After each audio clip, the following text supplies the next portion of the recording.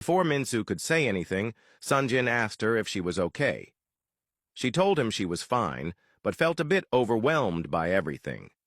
Their eyes met again, and Sunjin could sense there was something on her mind. Though he knew what it was, he wasn't sure how to bring it up. Finally, he mustered the courage and explained that he had disappeared because of family issues and that he had really enjoyed the brief moment they spent together. Laughing, he teased her about not knowing how to ride a horse, and Minsu smiled, relieved to know she wasn't the only one who kept replaying those moments. Sunjin admitted that his schedule was usually filled with work, leaving little time to socialize, and that she was the first person he had spent a day with in a long time, something he had genuinely enjoyed. Minsu encouraged him to socialize more, telling him that life isn't all about work. She shared how she juggled studying and part-time jobs, but still made time for friends. Jokingly, Sunjin asked if she could teach him how to balance work and social life, and they both laughed. Minsu mentioned she had to go to her part-time job after the party, but had made time to support her friend. As they continued chatting, Kim approached them, surprised to see them together. She told Minsu she had been looking for her, keeping her eyes on Sunjin as she greeted him with a smile and complimented his speech. Sunjin thanked her and encouraged her to use the opportunity to grow her career. Before Kim could say more, Sunjin turned to Minsu, said he needed to leave for work, and walked away. Both girls watched him leave, and Kim, clearly curious, asked Minsu how she had gotten close to him. Minsu replied that they weren't close. He had just come to chat with her since she was standing alone. Relieved, Kim asked what they talked about, and Minsu vaguely said it was mostly about the weather and a bit of politics.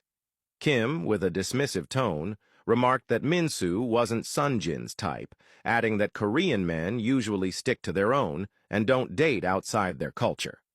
Surprised and hurt by the comment, Minsu reminded Kim that she was Korean, just different, and that her entire life revolved around Korean culture. Sensing she had offended Minsu, Kim quickly changed the topic and suggested they head back inside. Though Minsu smiled and pretended to be okay, she couldn't shake the sting of her friend's words. That night, Sunjin couldn't stop thinking about Minsu. He wondered if it was possible to develop feelings for someone after just one encounter. Dismissing the idea, he told himself it was probably just curiosity because she was different. Yet, the next day at work, he found himself hoping to see her again. He even asked his assistant if Minsu had come to drop lunch for her friend, but when the assistant said no, Sunjin quickly changed the topic. Later, he made an unusual visit to the intern's office, hoping to catch a glimpse of her, but she wasn't there. Frustrated with himself, he questioned whether he was losing his mind. That evening, Sunjin made a call to someone who agreed to do him a favor.